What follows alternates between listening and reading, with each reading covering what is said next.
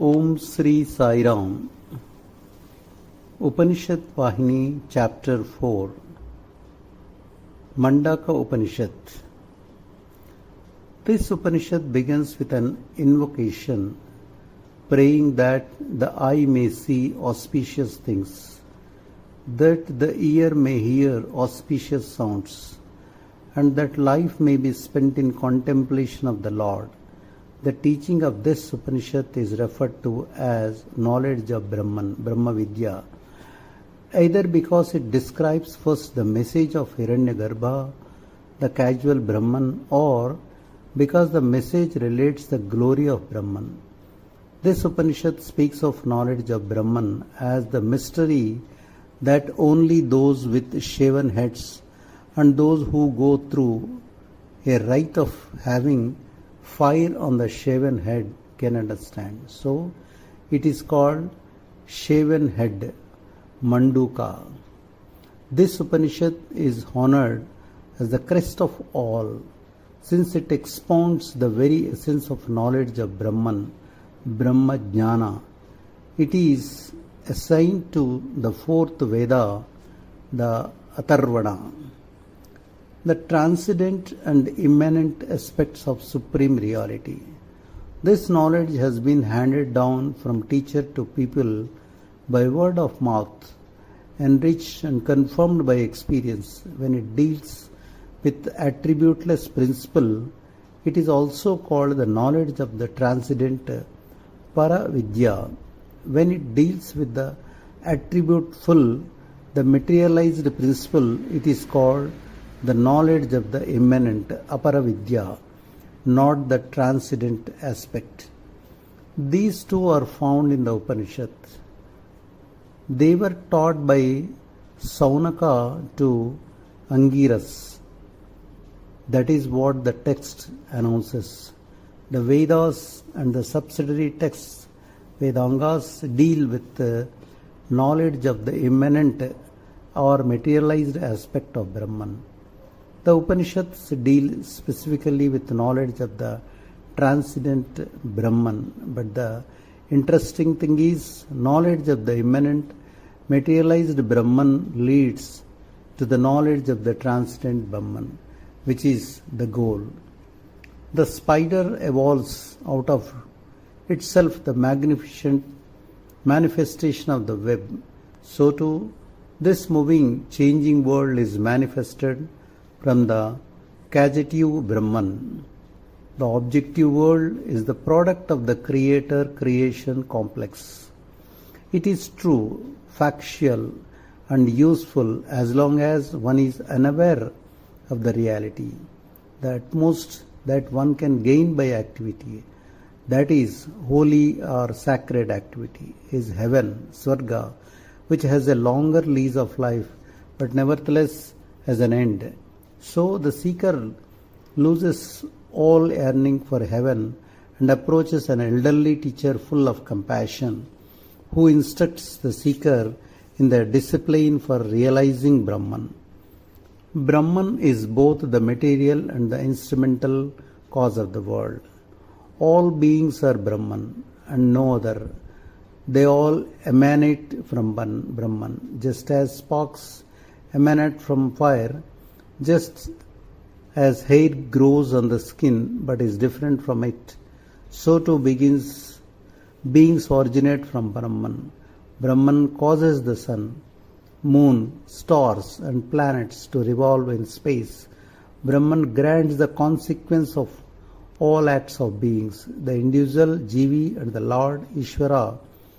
The individual and the universal are two birds sitting on the same tree, the human body. Individual actions suffers the consequences of those acts. The Lord sits quietly as a witness of the other bird.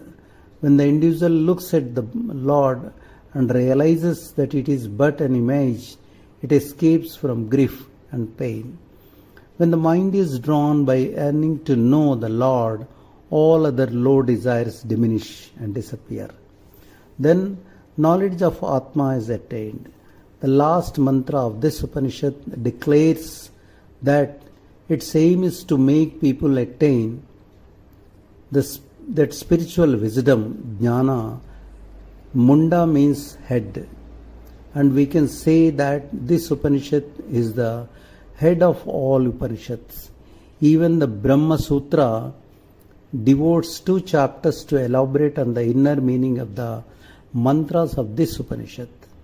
This Upanishad has 3 sections with 2 chapters in each.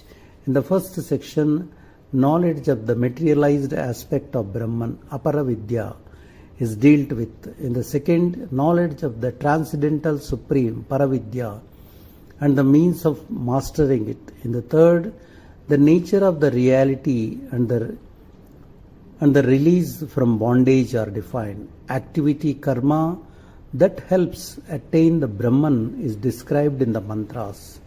That is why this Upanishad is respected as very sacred.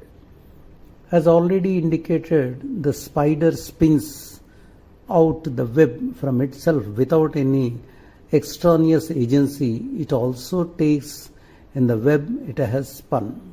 So too, creation was effected without an agent and the universe emanated.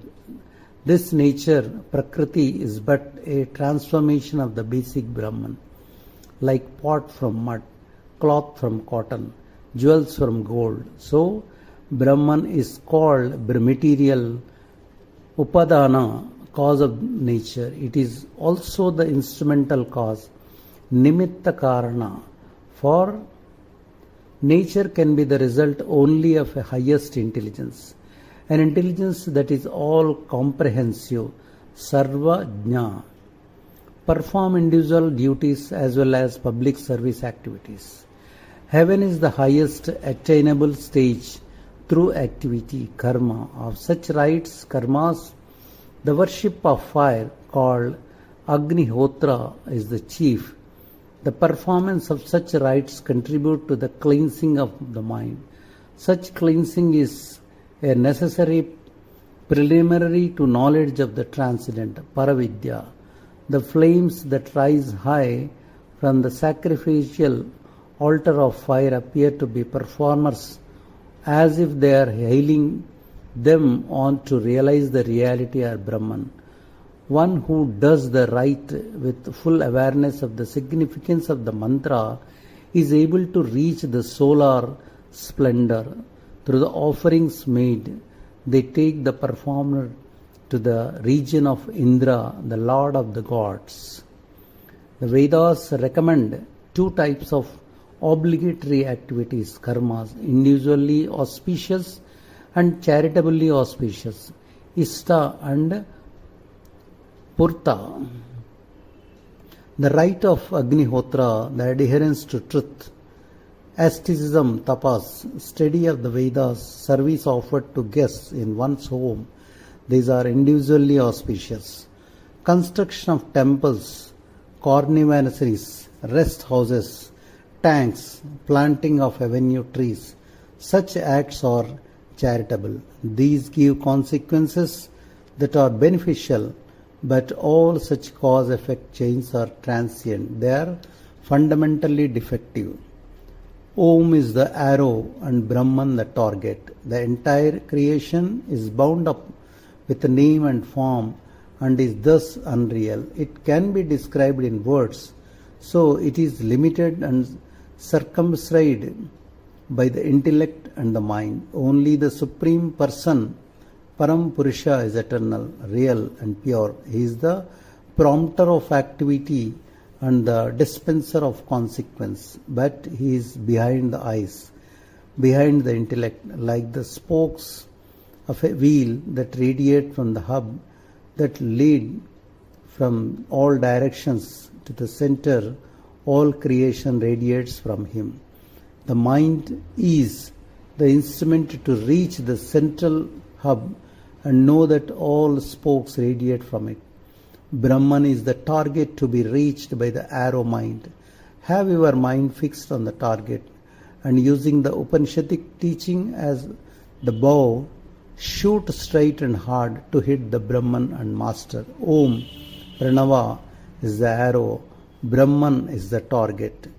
The Brahman illumines The individual soul, Jivi, by getting reflected in the inner consciousness, Antakarana, one has only to turn that consciousness away from the objective world, contact with which contaminates the mind. Now, train the inner consciousness to meditate on the Om with single pointed attention. Meditate on the Atma as unaffected by the individual, though it is in one and with one and activating one. Meditate on Him in the heart, from which countless subtle nerves, nadis, radiate in all directions. If this process is followed, one can attain spiritual wisdom, jnana. Brahman is behind rituals and asceticism. The universe is an instrument to reveal the majesty of God. The inner firmament is the heart of man, is also equally a revelation of his glory. He is the breath of one's breath. Since he has no specific form, he cannot be indicated by words, nor can his mystery be penetrated by the other senses. He is beyond the reach of asceticism, beyond the bounds of Vedic rituals. He can be known only by an intellect that has been cleansed of all trace of attachment and hatred, of egotism, and the sense of possession. Only spiritual wisdom, jnana, can grant self-realization. Meditation can confer concentration of the faculties. Through that concentration, spiritual wisdom can be won, even while in the body. The Brahman activates the body through the 5 vital airs, pranas. It condensates to reveal itself in that same body as soon as the inner consciousness attains the requisite purity. For the Atma is immanent in the inner and outer senses, just as heat is in fuel and butter is in milk. Now, the individualized consciousness is like damp fuel, soaked in the foulness of sensory desires and disappointments. When the pool in the heart becomes clear of the slimy overgrowth, the Atma shines in its pristine splendor. One who acquires knowledge of this Atman is to be revered, for that one is liberated, one has become Brahman, that which one strives to know and be. Jai Sai Ram.